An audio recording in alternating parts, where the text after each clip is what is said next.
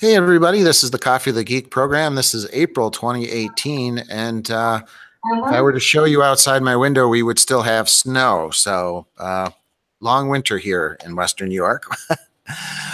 With me today, and I don't have a cup of coffee today. It's just it's too depressing, but I do have an ISD, one of my ISD mugs, because the ISD conference is coming up. I'm getting excited about that. But with me today is Amy Storer, and I've come across Amy through Twitter and through my contacts with Bunsey, and maybe she'll talk a little bit about Bunsey in a little bit. But Amy, in a nutshell, your job right now is an instructional coach for Montgomery ISD, correct? Yes. Okay, well, thank you for joining me. So you said you have some tea today, no coffee, right? Yeah. I'm one of the odd ones in Texas that likes unsweet tea. Oh, all right. You're a rebel in a lot of ways. So, Amy, just tell me about your educational journey, because I think that's always kind of important, you know, your starting point and where you're headed. So tell me about your educational background, the work you've done. Let's start there. Okay, so Amy Storer, very happy to be here. Like you said, an instructional coach and tech integration mentor in Montgomery, Texas. I work at Keenan Elementary School here in Montgomery. So my educational journey starts with my mother. She is the reason why I became a teacher. She was a special education teacher. Prior to that, she was working multiple jobs while attending night school and cleaning a medical supply office just to obtain her teaching degree. Doing all of this while raising two twin daughters by herself. And so I became an educator because of her, and everything I do for her, do now as an educator, is for her and because of her. I attended Hampshire Finette Elementary in Finette, Texas, and I usually get some strange looks when I say Finette, Texas. It's near Beaumont. Not too far from Houston, and went to school there all my life. And it was one elementary school, one middle school, one high school. That was the district, and it's pretty much the same today. I taught my first 2 years as an educator there. The lady who was the principal was my sister's old teacher. I worked on a grade level with teachers who taught me or my sister or my cousins. Very, very cool experience. Same school where my mother taught as well. And then shortly into my second year as an educator there, my mother passed away from ovarian cancer. And but the silver lining to that is that year I got to teach with her finally in the same school, got to see her in the hallways. She had to quit teaching for a little bit because she had to make more money to raise me and my sister. So like I said, everything I do is for her and because of her. She really is my why as far as my educational journey. After Finette, I moved to Spring, Texas and taught there for 2 years. And I've been in Montgomery ISD since then, and I love this district, love being a part of this district. Recently got my master's in edtech leadership. And yeah, I'm loving my new job as a coach. This is my second year as a coach. Prior to this, I taught grades 1 through 4, mostly math, science. That's my strength. That's my lane. I like to call that my lane. Yeah, I love being a coach. It's the best of both worlds. It's content, curriculum, and technology. You know, it's interesting. Your story really bears a big, strong family connection. And I think a lot of teachers have that strong family connection. Do you think maybe that's part of education and educators is to kind of bring that family connection to their teaching? It's the end of the day. That's okay. I do, whether it's whether it's loss or it's an experience you had in school. I think we all carry that as educators, and that's what makes us good educators. Is we take those experiences, whether they were sad or happy, and we use it to impact the way that we reach our students. Now, you mentioned a twin. Is that your twin, and is she a teacher as well? Yes, my twin sister, her name is Diane, and she is a middle school counselor in Aldine ISD, which is not too far from where I live. Nice. A really good connection there. Yeah.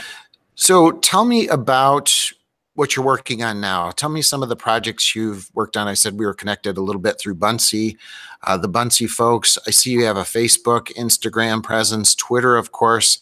You're very active on Twitter. Let's maybe talk about your current work and how those, I guess, get presented through your social media presence. Well, when I was a classroom teacher, I used social media to connect my kids with experts. That was the whole reason that I very nervously created my first Twitter account, was because I wanted my kids to be connected learners. And but now, as a coach and an educator, I don't know where I would be without social media. The people that I've met, the connections that I've formed.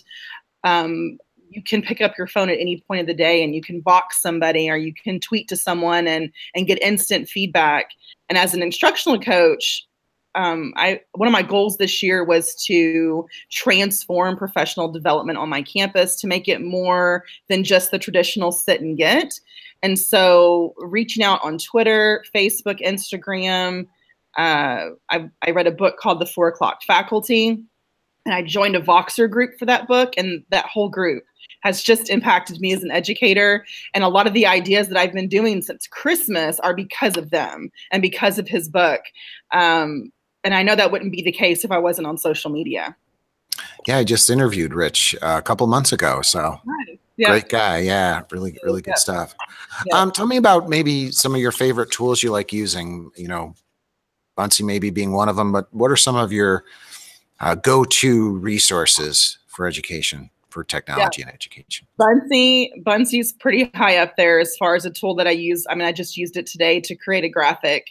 So I said that professional development was a goal of mine this year. And so I've been offering every week or every other week some form of professional development, but it's all inspired by Rich's book. And so like last week we did something called Appy Hour, APPY, Appy Hour. So it was about apps and book snaps. And I'm doing snacks and strategies tomorrow. Picnic PD is next week. And so when I promote these sessions, because they're all, if teachers want to come, it's by choice. I promote them using Bunsey. I do not see myself as a very creative person as far as pen to paper, but you put me in front of a tool like Bunsey and I truly feel like I'm creative. Like I can spend hours designing a living room. Which is what the graphic was this morning. There's just so much you can do with Bunsey. So Bunsey is it's my favorite creation tool. My second one would be Flocabulary. I'm a huge fan of Flocabulary, specifically the Lyric Lab, which is where students can go, another creation tool. Students can go in and they can write their own rhymes and their own lyrics. And Flocabulary has a background or a beats library. They can choose beats to sing it to. When I first discovered it, I thought for sure someone was going to jump in and sing it for me. No, you perform it. And I just left the classroom at 2 o'clock today. I was in the second grade classroom showing kids how to use it. And it's just so much fun. It's just another way to get those creative juices flowing. Love Flocabulary. Flipgrid, huge fan of Flipgrid. Discovered that tool, I guess, a couple years ago. And it's one of those tools that it's just so easy to use and you can connect and collaborate across continents. Really, really like that tool. And of course, social media, Twitter's my jam. I like Twitter a lot. I was terrified of Twitter, I think I started an account 8 years ago and just never touched it. I'm like, I don't need another social media account. I'm good with Facebook, or maybe it was MySpace back then. But Twitter, my goodness, it has changed my life as an educator. And it was just taking that one step. And Kayla Delzer was a huge inspiration for me getting started in Twitter. And yeah, I don't know where I would be without it. Twitter, Instagram, Facebook, you name it.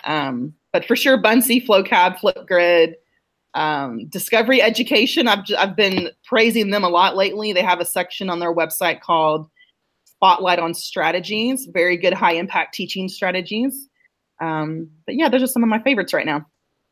Yeah, Discovery's been around for a while. I'll have to go back and check that out. I haven't been there in a while, but I mean, I remember Discovery back in the early days of the internet. So yeah, it was United Streaming back then, and all I ever used it for back then was just to show the videos. And they've added and they've they've evolved for what our kids and teachers need today. It's pretty cool. I'm now once again a fan.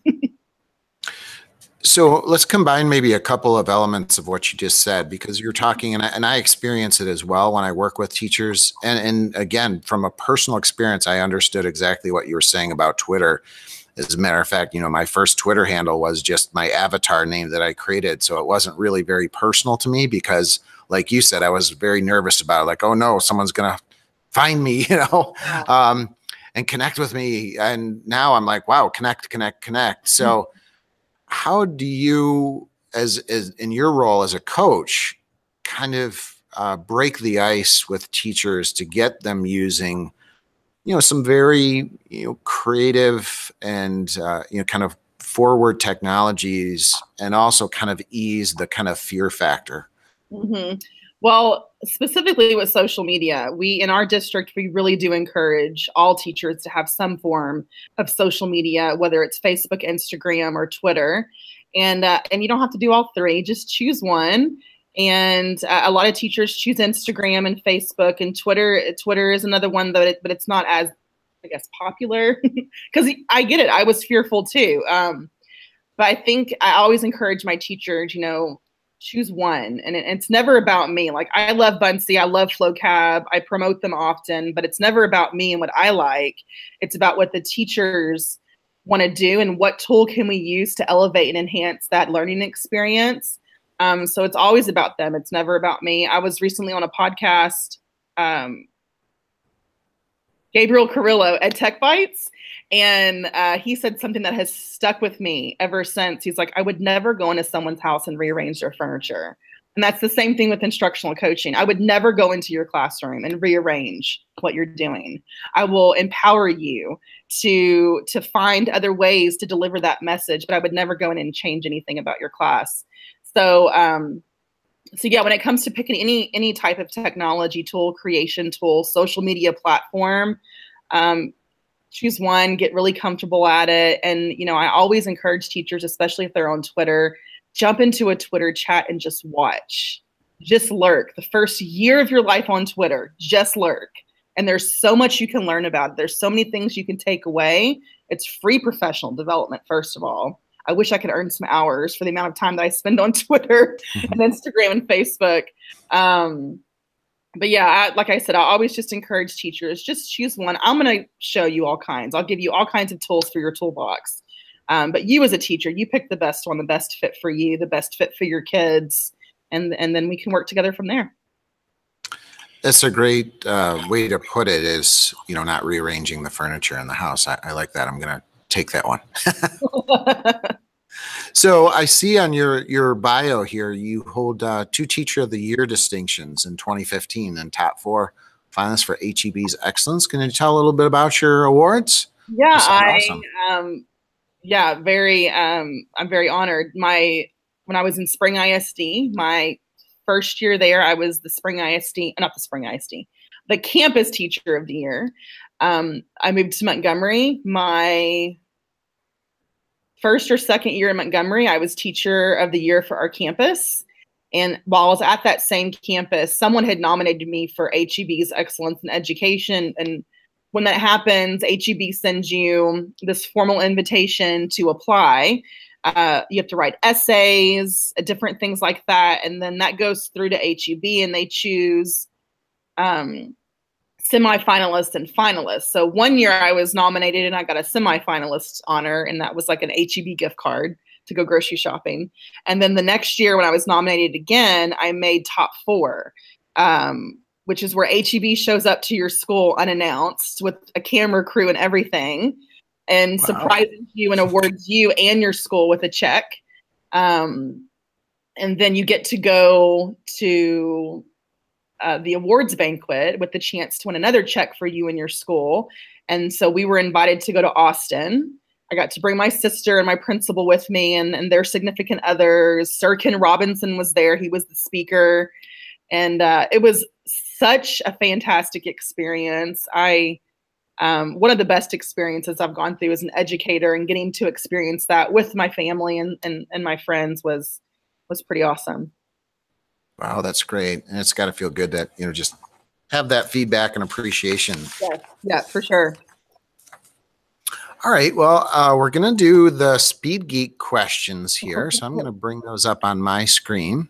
Oh, goodness. Okay. So, and again, and these ones, we can elaborate on them if you'd like. Okay. But we'll try and your opening answer will be kind of quiet. Let me see if I get my mouse working here. There we go. Okay. So I'm going to share my screen. And this will, there we go. Do that. I'm hoping you can see that. And that's probably the wrong screen I want to share because there is no thing. So I'm going to try that again. Sharing the wrong one here. Okay, so it's this one. So sorry about the delay here. You'd think I'm a newbie at this sort of thing. All right, we're going to do this again. We're just going to share the entire screen. We'll have a temporary lapse. There we go. And okay, so here's our geeky fun section. Oh, this is fun. And here's our wheel. There we go. Okay, so we'll do as many as we can. We'll try and, wrap up by the bottom of the hour. So Here we go. Here's your first question.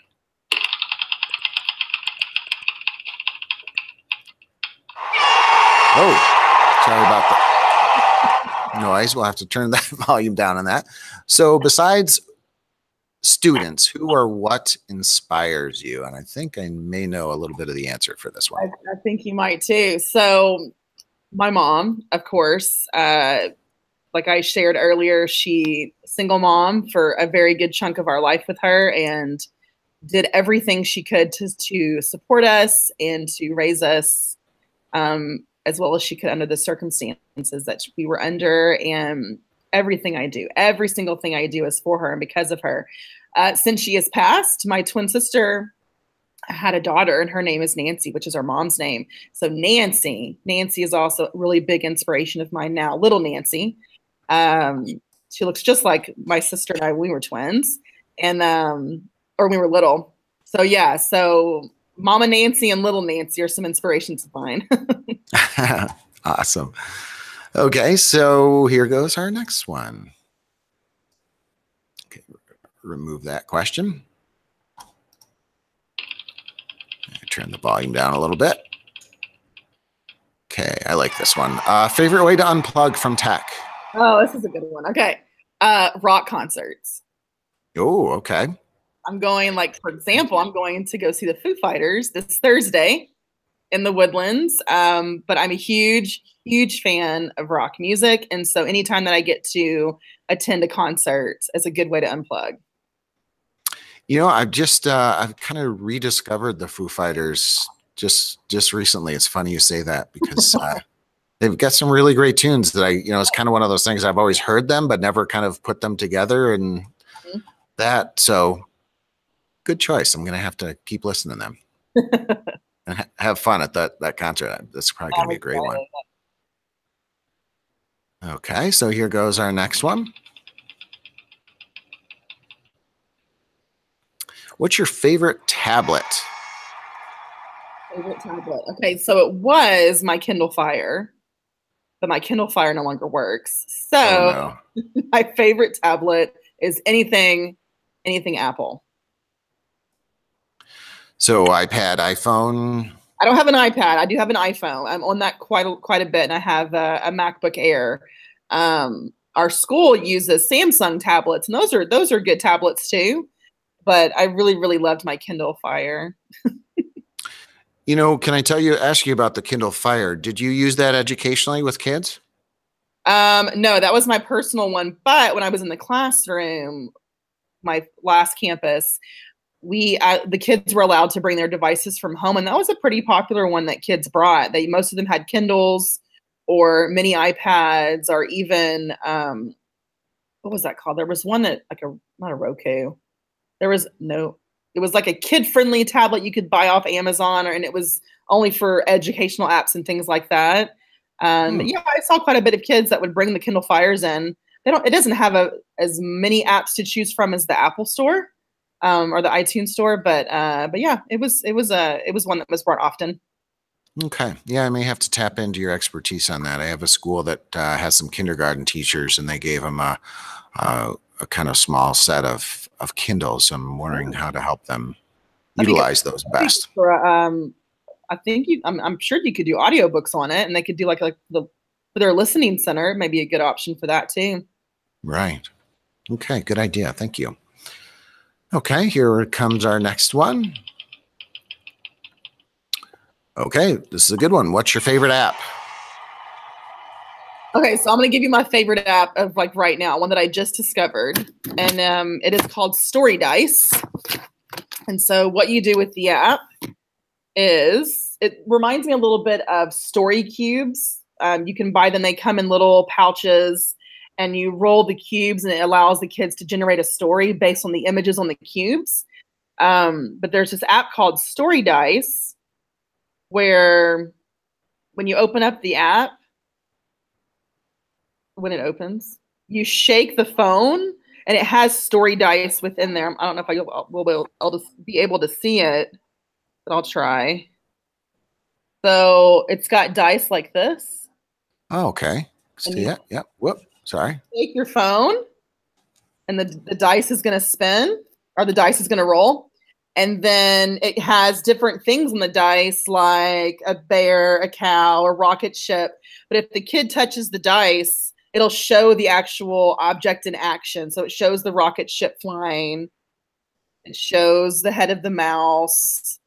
So kids can take this, and they can generate a story based on the dice that they roll.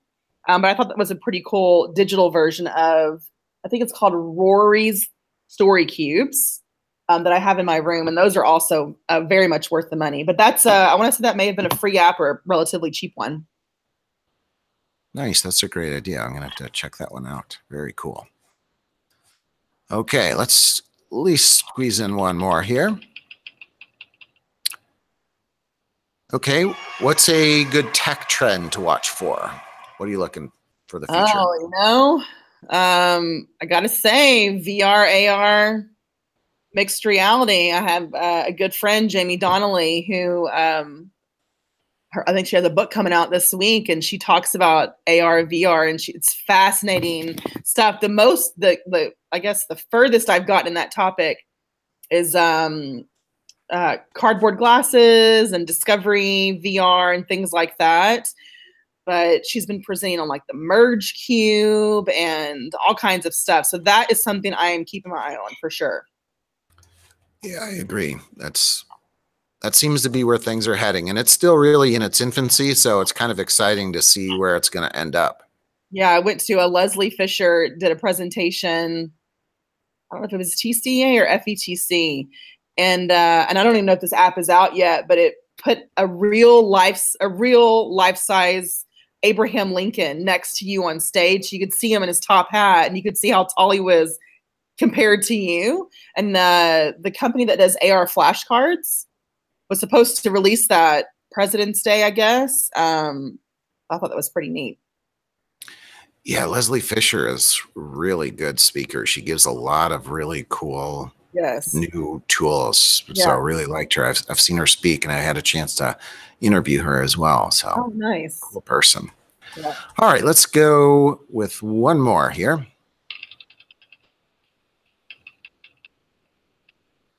Okay, this is a good one. So design your own school. What would it look like?